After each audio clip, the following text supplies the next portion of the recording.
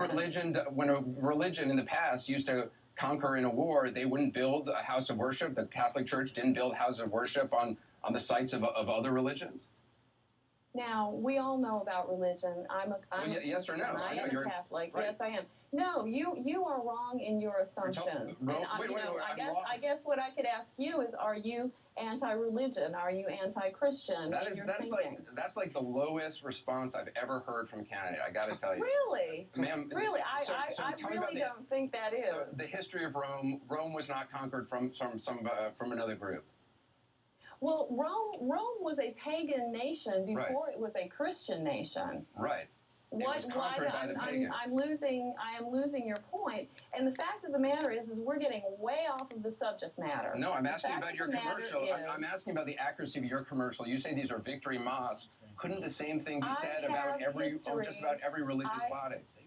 I have history to back me up. We are talking about the possibility of a mosque being built on Ground Zero. Well, We're not talking about another Christian religion coming in and building a church. In fact, if anything, there's a Greek Orthodox church that was destroyed at that site that still hasn't been rebuilt. Okay, you actually do know that either. You do know it's not on Ground Zero. It's 2 blocks away from Ground Zero. It's actually not just a mosque. It's an Islamic center, and it's actually being built on a Burlington coat factory.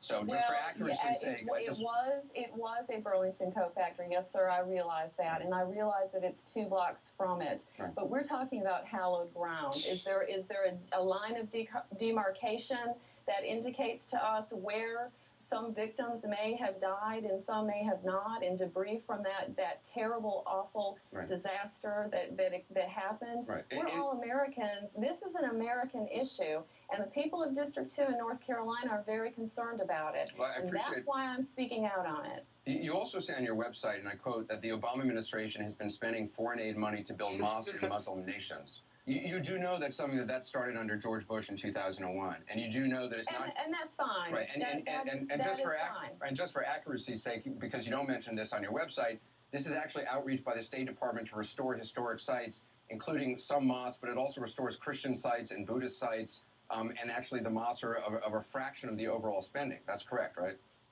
Well, I'm not trying to make justification for spending it on. You brought this up. The fact of the matter is our State Department is spending money building mosques around the world, and we are at war right now in Afghanistan and Iraq. And there are radical Muslims who really want to do harm to us. Right. That is what the issue is. Now, we are not fighting radical Christians. We are fighting radical Muslims. Right. And as long as there are Americans who are dying, this is an issue. Do you know who we're supporting in the war in Afghanistan? Do you know what government we're actually propping up? It's a Muslim government. You're aware of that? That is absolutely correct, and that is why it is so important that we do these things. For that very reason. That we do what things? That we build mosques that we help those people around the world who are peaceful people. Your opponent's campaign says that not only is your opponent against building the Islamic Center, but they told Politico.com, and I want you to be able to respond to their criticism. They say Ms. Elmers is desecrating this hallowed ground with her obvious and offensive attempt to raise her profile. No further proof is needed that she will say anything to get elected. Well, there you go. When you don't have anything else to say and you don't have anything to stand on because of your voting record, you are going to lash out like that. Calling us names and saying that we're terrible, awful people for our way of thinking. All we're doing is reflecting what we've seen in the district and the people that I have talked with who are so concerned with where our country is going. I am not running for a popularity contest in New York or D.C. or on television. I am running for the people of District 2, North Carolina, who are good, hardworking Christian people who just want to turn this country around. What about Muslims? Do you want their vote? Well, absolutely. I want everyone's vote. As a nurse, I've taken care of every race, creed, color, religion, everything. That's what I was trained to do, and to respect their traditions. And I will continue to do that as a congresswoman in Washington. Renee Elmers, I appreciate your time. Thank you. Well, thank you. Be built or not, I'm not taking a position for or against Ms. Elmers. That's not my job. My job is to get facts and to point out factually incorrect statements. So after that interview, I wondered, was I completely wrong about the history of religious conquest hundreds of years ago? I can't believe we're debating this. But we decided to invite in best-selling author Bruce Feiler, whose books include America's Prophet and Walking the Bible, which was on the New York Times bestseller list for a year and a half. So, Bruce, you're a religious scholar.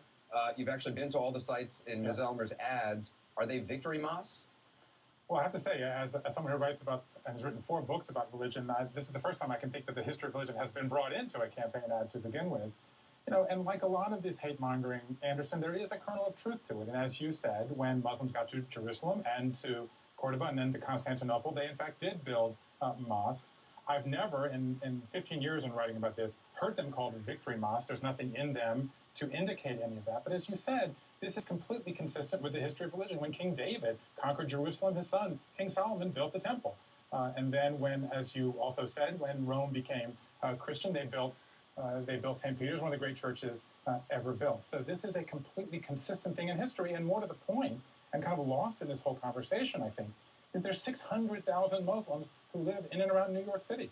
And in fact, there are mosques in this area. There, in fact, was a Muslim prayer room in the World Trade Centers, to her reference about the trade centers. So that the point is, it just is unusual and frankly a little frightening that a political candidate in North Carolina or my hometown of Savannah is going to comment on where Muslims in New York City can worship or not. Well, so if you call a mosque a victory mosque, then would you?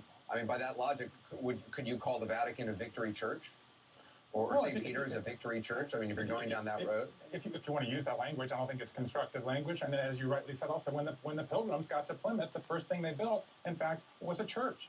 But I think that we need to step back here and ask, why is it that several months into this, we are still talking about it? Part of it is sensitivity to 9/11. We just saw President Ahmadinejad yesterday suggest it might be an American plot, and the Americans and other people rightly walked out of the chamber, and President Obama denounced it today.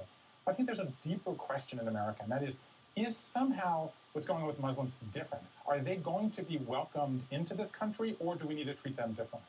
You mentioned America's Prophet, a book I wrote about the role of the Bible in American history, which is just out this week. There's a chapter in there on George Whitefield. He's essentially the founder of evangelical Christianity. And in the 18th century, there were assassination attempts. Trash was thrown at him. He was kicked out of churches, pushed to the end of the city. Yet for what? For saying we should read the Bible directly and we should have a direct relationship with God. So this happened to evangelicals in the 18th century. They became mainstream as we see today. To Catholics in the 19th century. To Jews in the 20th century. What's going on with Muslims today is the same process. And for people who think it's different today, in almost every way, it is very similar. And in the lifetimes of almost everybody watching us tonight, we have seen a wholesale relation, how Jews and Christians have related to one another, and that's going to happen with Muslims. It's going to be messy. This is what coexistence is about. But there's every reason to believe that this is part of a larger narrative of Muslims being accepted in America. Bruce Feiler, appreciate your perspective. Thanks very much. Up next, another congressman accused of taking donated money, perhaps, money from the Congressional Black Caucus Foundation, putting it in the pockets of their relatives. We've got the details. Also,